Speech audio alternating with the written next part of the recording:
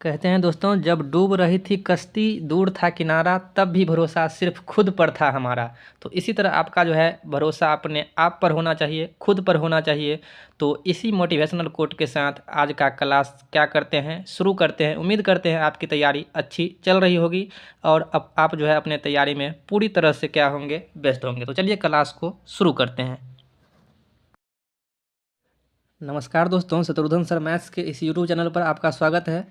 मैं हूं शत्रुघ्न यादव और आज के इस वीडियो में हम लोग जितने भी एग्ज़ाम आने वाले हैं, एएलपी हो, एसएससी जीडी हो, चाहे बिहार एसएससी हो, सभी एग्ज़ाम में जिसमें भी मैथ आता है उस सभी मैथ्स को हम लोग कवर करेंगे और टॉप 10 क्वेश्चन इसमें हम जो है रखेंगे, जो कि सभी चैप्टर्स से रिलेटेड होगा, जो बार बार एग्ज़ाम में पूछा जाता है। उस पर हम लोग इस डेली क्या करेंगे, डिस्कशन करेंगे। और यह वीडियो जो है रोज़ आपको जो है Shatrughan sir maths YouTube channel पर रोज़ 8 बजे मॉर्निंग में आपको यह मिल जाएगा। तो चलिए बिना टाइम गवाए क्वेश्चन को शुरू करते हैं। पहले आप अपने से बनाने का प्रयास करिए और उसके बाद अगर आपसे नहीं बन पाता है तब जो है आगे वीडियो को बढ़ाइए। देखिएगा, पहला क्वेश्चन बहुत ही अच्छा सा क्वेश्चन है प्रॉफिट लॉस का। क्या कहा जा रहा है, एक दुकानदार अपनी वस्तुओं पर 40% की छूट देता है। दुकानदार जो है क्या करता है, अपनी वस्तु पर 40% की छूट देता है और उसके बाद भी 20% का लाभ अर्जित करता है। यानी कि 40% का छूट भी देता है और फिर भी क्या होता है, उसे 20% का लाभ अर्जित करता है। तो कह रहा है रुपया 2400 अंकित मूल्य वाली एक वस्तु के लिए दुकानदार कितना क्रय मूल्य भुगतान करेगा। यानी कि आपसे क्रय मूल्य पूछा जा रहा है। अंकित मूल्य मार्केट प्राइस आपको 2400 रुपया दिया जा रहा है। तो यह भी एक टैप होता है। आप इसको डिटेल में हम नहीं जाएंगे। इस तरह का जब भी आपको क्वेश्चन मिले तो आप क्या करिए, मार्केट प्राइस का और उसके बाद किसका चर्चा हुआ है, सेलिंग प्राइस का। मार्केट प्राइस मतलब अंकित मूल्य और सेलिंग प्राइस मतलब होता है क्रय मूल्य। इसका रेशियो लिख लीजिए। रेशियो कैसे लिखना है, थोड़ा यहाँ आपको दिमाग लगाना है। यानी कि यह 20% का लाभ रहे चाहे हानि रहे तो यह मार्केट प्राइस के साथ लिखेंगे। 20% लाभ है इसलिए हम इसी को यहाँ पर कितना लिख देंगे, 120 लिख देंगे। उल्टा लिखना है, जैसे छूट होता है मार्केट प्राइस पर, यह जब आप डिटेल करिएगा तब आपको पता लगेगा। लेकिन आप ऐसे याद रखिए कि लाभ हो चाहे हानि हो, आप मार्केट प्राइस के नीचे उसका अनुपात लिखिए। और जब सीपी क्रय मूल्य लिखना होता है तो वो छूट के साथ लिखिए। 40% छूट, तो 100% में 40% छूट करेंगे तो कितना हो जाएगा, 60 हो जाएगा। बस इतना आपको करना है। लाभ हानि रहे वह मार्केट प्राइस में लिखना है और छूट रहे वह क्रय मूल्य में लिखना है। अब यह आपका रेशियो आ गया है। और यह जो आपको 2400 दिया हुआ है यह अंकित मूल्य है, यानी कि यह एमपी है, 120 का वैल्यू है। तो आप कहेंगे 120 का जो वैल्यू है वह आपको दिया हुआ है 2400 रुपया। तो आपसे कह रहा है क्रय मूल्य बताइए, यानी कि 60 का वैल्यू कितना होगा, यह आपसे पूछा जा रहा है। बस इतना सा इस क्वेश्चन का मतलब था। क्या था इसका मतलब, 120 का वैल्यू 2400 है तो 60 का वैल्यू कितना होगा। आप आराम से कह सकते हैं कि सर 120 का वैल्यू 2400 है तो 60 का वैल्यू कितना है, तो आप कह देंगे 1200। या तो देखिए यह कितना गुना हो गया, 12 दूना 24, यानी कि 20 गुना हुआ। 120 था और कितना गुना हो गया, तो 120 गुने 20 करिएगा तो यह हो जाएगा 2400। तो अगर यह 20 गुना हुआ है तो यह भी 20 गुना हो जाएगा। तो 60 दुना कितना हो जाएगा, 120, यानी कि 1200 रुपया। तो यह जो है क्रय मूल्य कितना रहा होगा, 1200 रहा होगा। ऑप्शन नंबर बी जो है इस क्वेश्चन का करेक्ट आंसर हो जाएगा। यह जितने भी क्वेश्चन आपको दिखेगा हर किसी न किसी एग्जाम में पूछा हुआ रहेगा। चलिए देखते हैं नेक्स्ट क्वेश्चन। नेक्स्ट क्वेश्चन जो कि एलसीएम एचसीएफ से है, काफ़ी ही बेहतरीन क्वेश्चन है। क्या कह रहा है क्वेश्चन, क्वेश्चन में ये कह रहा है आपसे कि 5 घंटियां हैं सुबह 9 बजे एक साथ बजती है। 5 घंटियां हैं सुबह 9 बजे एक साथ बजती है। कब बजती है, यह 12 सेकेंड, 18 सेकेंड, 24 सेकेंड, 36 सेकेंड और 45 सेकेंड के अंतराल पर बजती है। तो कह रहा है घंटियां पुनः किस समय पर एक साथ बजेगी। पांचों घंटियां एक साथ कौन सा समय होगा जो बजेगा, जबकि वह घंटी जो है 9 बजे बज चुकी है। तो इस तरह के क्वेश्चन में जब भी आपको करना है तो लघुत्तम लेना है, जो दिया रहेगा उसको लघुत्तम। तो 12 सेकेंड दिया हुआ है तो 12 दिया हुआ है, उसके बाद आपको क्या दिया हुआ है, 18 दिया हुआ है, 24 दिया हुआ है, 36 दिया हुआ है और क्या दिया हुआ है, 45 दिया हुआ है। इसका आपको क्या निकाल लेना है, इसका एलसीएम निकाल लेना है। आराम से निकालेंगे, 3 से लगा देते हैं। 3 चौका हो जाएगा 12, 3 छक 18, 3 अट्ठे 24, यहाँ हो जाएगा 12 त्रिका 36 और यहाँ हो जाएगा 15 त्रिका, यह हो जाएगा 45। बिल्कुल। अब हम क्या करते हैं, फिर से यहाँ हम क्या करते हैं, 2 से लगा सकते हैं। तो 2 से अगर लगा देंगे तो यह हो जाएगा 2 दूना 4, दो तिरिका 6, दो चौका हो जाएगा 8, दो छक्के 12 और 15 यहाँ लिख देंगे। इसके बाद हम कितना से इसको लगा सकते हैं, इसके बाद हम फिर 2 से भी लगा सकते हैं, 3 से भी लगा सकते हैं।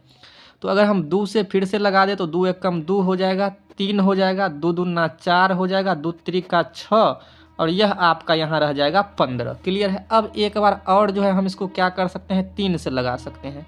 तो अगर 3 से अगर एक बार और हम लगाते हैं तो यह आपका हो जाएगा 3 एकम 3, यहाँ 2 बच जाएगा, 3 एकम 3 और 3 पंचे 15। इस तरह से यह आ गया। अब गुना किसको करेंगे तो देखिए 3 दूना 6, 6 दूना 12, 12 तिरिका 36 और उसके बाद हो जाएगा 36 और यह 5 दूना 10, 36 दाएँ 360। अगर आप गुना करिएगा तो यह जो आपका आ जाएगा 360, लघुत्तम कितना आ जाएगा 360। लेकिन यह सब सेकंड था, इसलिए यह भी डाटा किस में आ जाएगा, सेकंड में आ जाएगा। यानी कि आप कहेंगे सर यह 360 सेकंड के बाद फिर से बजेगी, लेकिन यह देखिए आपको दिया हुआ है मिनट में। तो 360 सेकंड को अगर मिनट में बदलेंगे तो आप 60 से इसको भाग दे देंगे।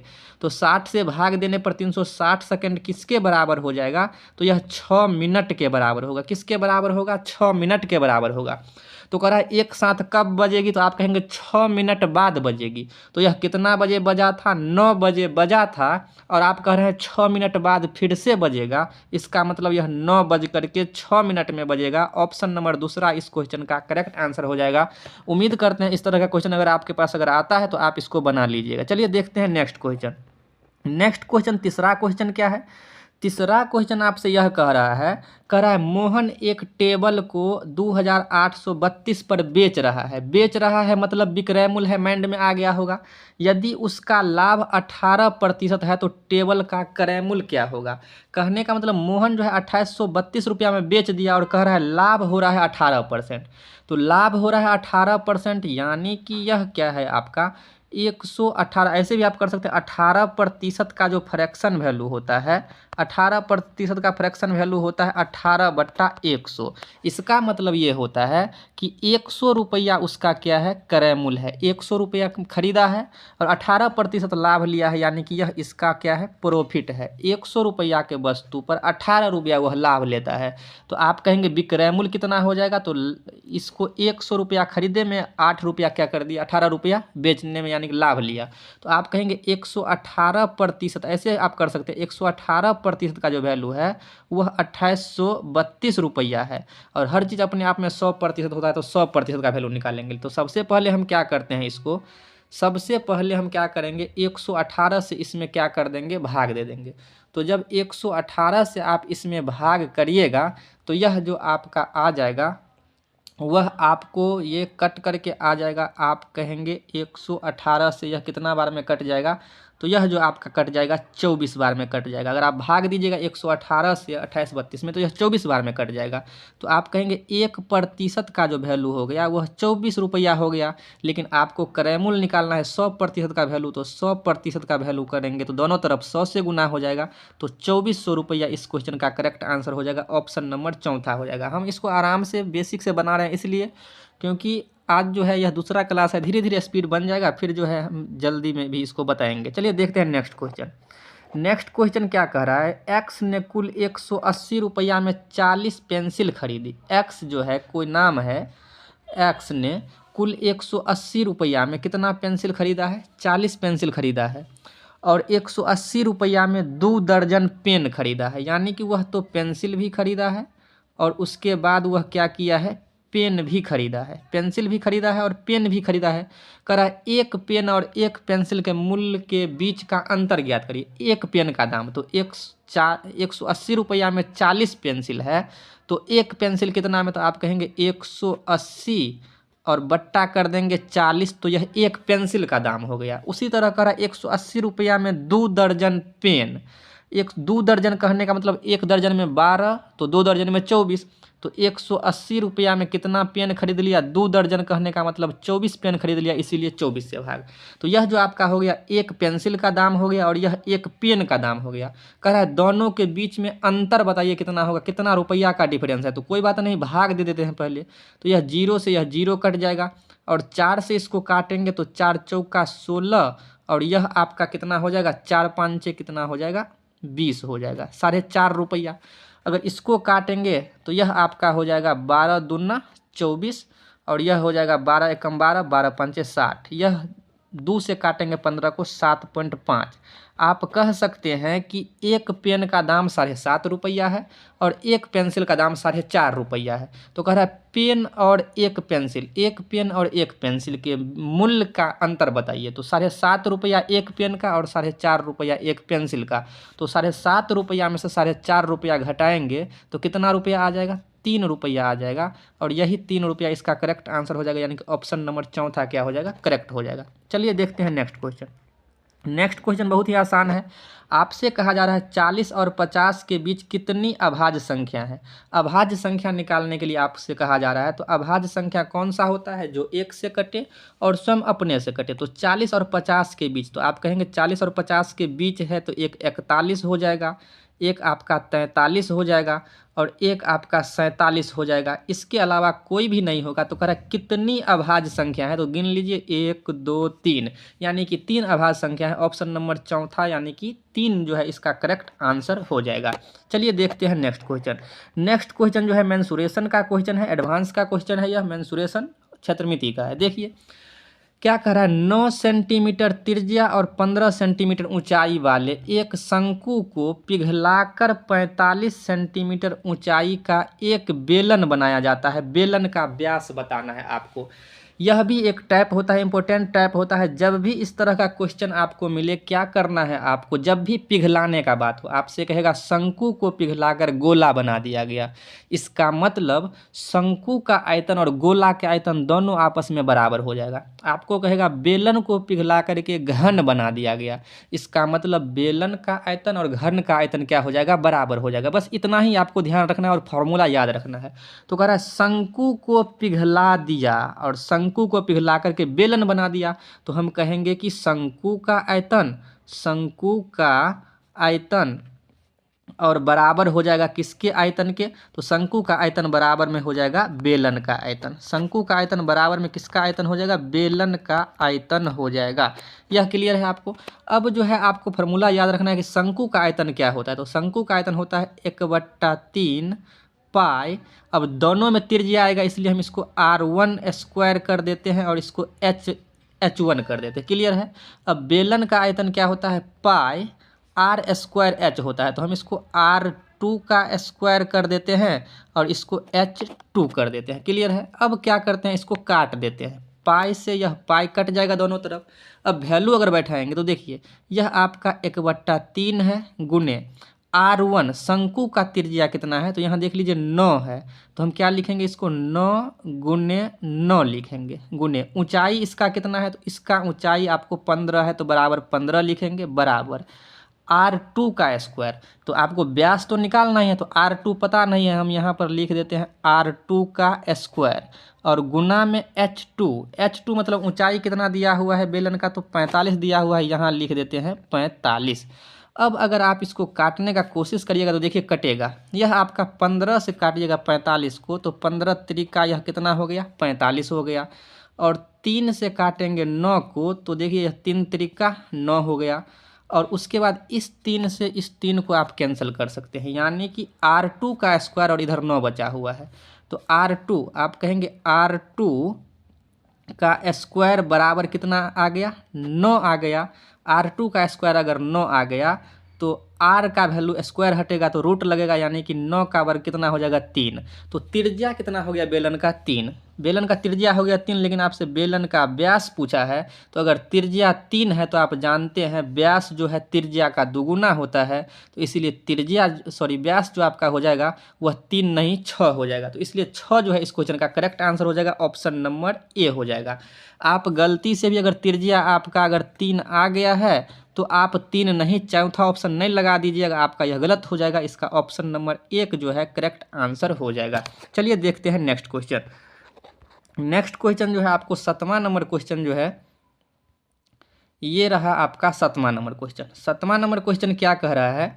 कह रहा है एक व्यक्ति स्कूटर द्वारा 64 किलोमीटर पर घंटा, एक व्यक्ति क्या कह रहा है स्कूटर द्वारा 64 किलोमीटर प्रति घंटा की चाल से एक निश्चित दूरी तय करता है। 64 किलोमीटर प्रति घंटा की चाल से एक निश्चित दूरी तय करता है और वह साइकिल चलाकर 16 किलोमीटर प्रति घंटा की चाल से प्रारंभिक स्थान पर लौट आता है। पूरी यात्रा के लिए औसत चाल ज्ञात करें। कहने का मतलब यह टाइप जब भी आपके एग्जाम में आ जाए आपको क्या करना है, कैसे समझेंगे कौन सा टाइप है। देखिए, कोई आदमी ए से शुरू किया, बी पर पहुंच गया, कुछ चाल से ए से बी पर पहुंच गया और फिर बी से जो है ए पर आ गया। पहले वह गया और फिर क्या किया, वह आ गया। दोनों का चाल अलग अलग रहे चाहे जो भी रहे, उतना ही दूरी गया और उतना ही दूरी अगर आ गया तो यहाँ सबको यह फार्मूला पता रहता है कि क्या होता है। फार्मूला होता है यहाँ औसत चाल का होता है। एवरेज स्पीड जो होता है यहाँ पर वह क्या होता है, वह होता है 2xy बट्टा x प्लस वाई। इस फार्मूला को आप याद रखिएगा। जब भी किसी चाल से गया और कुछ दूसरा चाल से आ गया सेम दूरी को, तो फार्मूला क्या रहता है 2xy बट्टा x प्लस वाई, जहाँ x जो है जाने का चाल है और y जो है आने का चाल है। चलिए अब इसी फार्मूला को लगाते हैं। तो अभी हमने क्या बताया, फार्मूला 2xy और बट्टा में क्या होता है x प्लस वाई। तो देखिए 2 यहाँ पर है और x के जगह पहला चाल 64 तो गुना 64 लिखिए, गुने y के जगह दूसरा चाल जो कि कितना है 16 और बट्टा में कितना हो जाएगा x प्लस वाई। दोनों चाल को जोड़ करके तो 64 को और 16 को जोड़ेंगे तो 64 और 6 70 10 कितना हो जाएगा 80 हो जाएगा। यह आपका कितना हो जाएगा 80। अब ये अगर इसको आप काटिएगा तो देखिए 16 पंचे कितना हो जाएगा 80 हो जाएगा। 16 पंचे 80। अब तो यह कटेगा नहीं, तो अगर नहीं कटेगा तो गुना कर देते हैं। 64 दूना कितना हो जाएगा 128 और 128 बट्टा 5। 128 बट्टा 5 को अगर आप काटिएगा तो यह आपका हो जाएगा 25.6 किलोमीटर प्रति घंटा। तो उम्मीद करते हैं इस तरह के क्वेश्चन को भी आप आसानी से बना लीजिएगा। चलिए देखते हैं नेक्स्ट क्वेश्चन।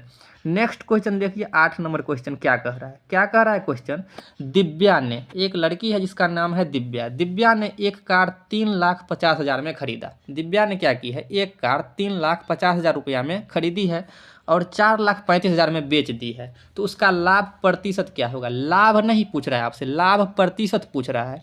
तो सबसे पहले देखिए खरीदी है यानी कि क्रय मूल्य 3.5 लाख है और बेच दिया है 4,35,000 में। तो आप कहेंगे सर लाभ कितना हो रहा है, तो आप 4,35,000 में से 3,50,000 को घटाइए तो लाभ जो उसका हो रहा है वह आपका प्रॉफिट जो हो जाएगा, घटाइएगा उस दोनों को तो ये आ जाएगा आपको 85,000। कितना आ जाएगा 85,000 आ जाएगा।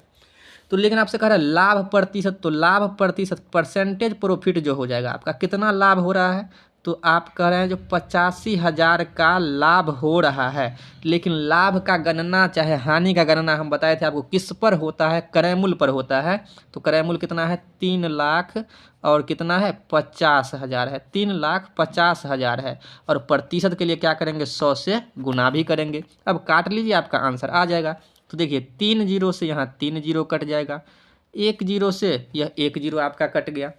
अब देखिए इसको अगर काटेंगे तो यह आपका हो जाएगा 7 पच्चे, यह आ जाएगा 35।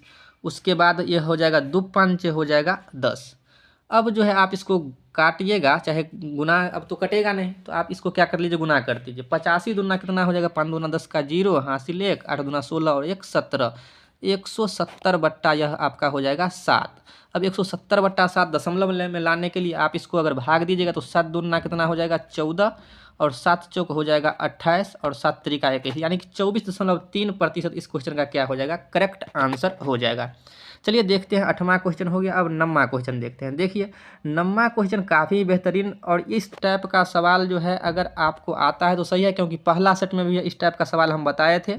आप इसको आराम से जो है पहले पढ़ लीजिए, उसके बाद बनाने का प्रयास कीजिएगा। चक्रवृद्धि ब्याज का सवाल है। क्या कह रहा है 80,000 रुपया की राशि 10% वार्षिक ब्याज दर पर ब्याज के वार्षिक रूप से चक्रवृद्धि होने पर कितने समय में 1,17,128 हो जाएगी। कहने का मतलब मूलधन जो है 80,000 रुपया है और 10% क्या है उसका चक्रवृद्धि ब्याज है। वार्षिक रूप से है चक्रवृद्धि ब्याज। तो कह रहा है कितना समय होगा, तो वह रुपया 1,17,128 रुपया हो जाएगी। यानी कि यह जो आपका अमाउंट है, यानी कि यह क्या है, आपका मिश्रधन है। यह आपका मिश्रधन है। क्या सब दिया हुआ है आपको? मिश्रधन दिया हुआ है, दर दिया हुआ है और मूलधन दिया हुआ है। आपसे समय पूछ रहा है। तो आपको बताए थे कि ए बराबर जो फॉर्मूला होता है वह क्या होता है, P इंटू 1 प्लस रेट बट्टा 100 और पावर n। इसी फार्मूला को यूज करके हम आसानी से इसको बनाएंगे। तो देखिए अब यह P जो है इस इधर बट्टा में आ जाएगा, यानी कि A बट्टा P हो जाएगा। चलिए अब इसी को हम बनाने का फिर से प्रयास करते हैं। तो क्या हो जाएगा, अमाउंट कितना है आपका, 1,17,128 है और बट्टा में यह आ जाएगा आपका 80,000 आ जाएगा। कितना आ जाएगा, 80,000 आएगा। और इंटू 1 प्लस रेट बट्टा 100, यानी कि 1 प्लस रेट कितना है 10 बट्टा 100 और पावर में कितना हो जाएगा n। n जहाँ पर समय है यही आपको क्या करना है, निकालना है। तो अब जो है अगर आप इसको काट दीजिएगा तो यह आपका हो जाएगा 11 बट्टा 10 के पावर n। तो 11 बट्टा 10 के पावर n, यानी कि यह जो आपका आ गया 11 बट्टा 10 के पावर n। अगर इधर 11 आया है, इसका मतलब इस साइड जो होगा यह 11 का मल्टीपल ही होगा। इसलिए आपको हम बोले थे कि घन स्क्वायर याद कर लीजिए। चलिए अगर आप इसको 8 से काटेंगे तो यह आपका हो जाएगा 8 एकम 8। यह आपका क्या हो जाएगा, चलिए काट देते हैं। 8 एकम कितना हो गया, 8 हो गया, 3 गया, 8 चौक 32, काटिएगा तो 14,641 आएगा। काटने पर क्या आएगा, 14,641। और अगर इधर 11 है, इसका मतलब यह भी 11 का मल्टीपल ही होगा। तो अब जो है आपको याद होना चाहिए 14,641 जो है वह 11 का पावर 4 है। और नीचे में देखिए 1 पर 4 जीरो है, नीचे देखिए यहाँ यह देखिए 1 पर 4 जीरो है, यानी कि 11 बट्टा 10 का होल पावर यह कितना है, 4 है। तो 11 बट्टा 10 के पावर इधर भी है और इधर भी है, यानी कि अगर बेस सेम है तो पावर बराबर होगा। आप क्या कर सकते हैं, इसको काट सकते हैं। तो n बराबर कितना हो गया, 4 वर्ष हो गया। पिछला सेट में हम आपको 3 वर्ष वाला बताए थे और अगर आप उसको सही से देखे होते तो आप इस क्वेश्चन को आराम से कर लेते। यह 4 वर्ष इस क्वेश्चन का क्या हो जाएगा, करेक्ट आंसर हो जाएगा। चलिए देखते हैं नेक्स्ट क्वेश्चन। नेक्स्ट क्वेश्चन आपको यह रहा। और डेली जो है आपको इस तरह का 10 क्वेश्चन जो है अगर मिलेगा, अगर आपको इसमें जो है टोटल जो है 20 क्वेश्चन का अगर आप चाहते हैं कि डेली का डेली 20 क्वेश्चन हमें मिले तो आप कमेंट में कर सकते हैं। अगर आप लोगों को कमेंट अगर आया तो हम क्या करेंगे, कल से इसका 20 क्वेश्चन जो है डालेंगे। चलिए देखते हैं। यह जो है उस सेट में भी आपको हम चतुर्थानुपाती का सवाल बताए थे, जो भी था वह पूछा हुआ ही क्वेश्चन था। अभी भी हम आपको कह रहे हैं चतुर्थानुपाती कह रहा है निकालने के लिए। कैसे बताए थे निकालना है चतुर्थानुपाती, यानी कि यह आपका ए है, यह बी है और सी है। चतुर्थानुपाती का फॉर्मूला बताए थे बी गुने सी बट्टा ए। तो बी कितना है, √8 है, गुने सी कितना है, √21 है, बट्टा में ए कितना है तो √6 है। अब आप चतुर्थानुपाती कैसे इसको निकाल लीजिएगा, काट दीजिए, आपका आंसर आ जाएगा। तो देखिए या तो आप इसको गुना भी कर सकते हैं, 21 और 8 को गुना करेंगे तो 8 दूना 16, 168, √168 बट्टा में √ कितना आ जाएगा, 6 आ जाएगा। अगर आप इसको 6 से काटिएगा तो 6 से काटने पर यह आपका हो जाएगा 6 दूना 12 और यहाँ 4, 6 सत्ते 42, 6 अट्ठे 48, √28। तो और बट्टा में तो √6 कट ही गया तो √1 है, यानी कि बट्टा का तो खत्म हो गया। तो √28 को अगर आप तोड़िएगा तो यह आपका हो जाएगा 4 गुने 7 और 4 का वर्गमूल कितना होता है, 2। 4 निकल जाएगा, 7 अंडर में रह जाएगा, यानी कि 2√7 इस क्वेश्चन का करेक्ट आंसर हो जाएगा। और आपका ऑप्शन नंबर जो है इसमें पहला नहीं होगा, दूसरा नहीं, तीसरा, चौथा देख लेते हैं 2√7, यानी कि इसका आंसर जो हो जाएगा 2√7 इस क्वेश्चन का करेक्ट आंसर हो जाएगा। 10 क्वेश्चन हो चुका है। डेली आपको 8 बजे सुबह में जो है यह 10 क्वेश्चन का वीडियो जो है मिल जाएगा। चलिए एक क्वेश्चन आपको हम दे देते हैं बनाने के लिए। टोटल इसमें बहुत सारा क्वेश्चन है, डेली के डेली आपको करवाया जाएगा। एक क्वेश्चन आपको हम देते हैं करने के लिए, इसको अगर आप हो सके तो बना करके देखिएगा। कल से हम लोग 11 से शुरू करेंगे। यह क्वेश्चन आपको हम बता दे रहे हैं क्या है। एक लंबवृत्तीय बेलन का व्यास 14 सेंटीमीटर है, ऊंचाई 2 सेंटीमीटर है। इसके वक्र पृष्ठ क्षेत्रफल और संपूर्ण पृष्ठ क्षेत्रफल का योग ज्ञात करना है। पाई का वैल्यू जहां 22/7 लेना है। यह 11 नंबर क्वेश्चन है। आप जो है इसका बना करके कमेंट में आंसर, चाहे आंसर तो यहाँ दिया हुआ है, आप देखिएगा ट्राई करके। कल से हम लोग 11 नंबर से शुरू करेंगे और डेली आपको ध्यान रखिएगा 8 बजे मॉर्निंग में यह वीडियो जो है आपको मिलते रहेगा। टोटल इसमें जो हम करवाने वाले हैं आपको टोटल 400 इम्पोर्टेंट क्वेश्चन करवाने वाले, टोटल 400 क्वेश्चन। कल से हम लोग धीरे धीरे इसका बढ़ाएंगे, होगा तो 20 क्वेश्चन करने का प्रयास करेंगे। तो टोटल 400 क्वेश्चन इसमें हम आपको डिस्कस करवाएंगे, जो हर एक एग्जाम के लिए इम्पोर्टेंट होने वाला है। तो अगर आपको वीडियो अच्छा लग रहा है तो आप वीडियो को लाइक कर सकते हैं, शेयर कर सकते हैं और सब्सक्राइब भी कर सकते हैं।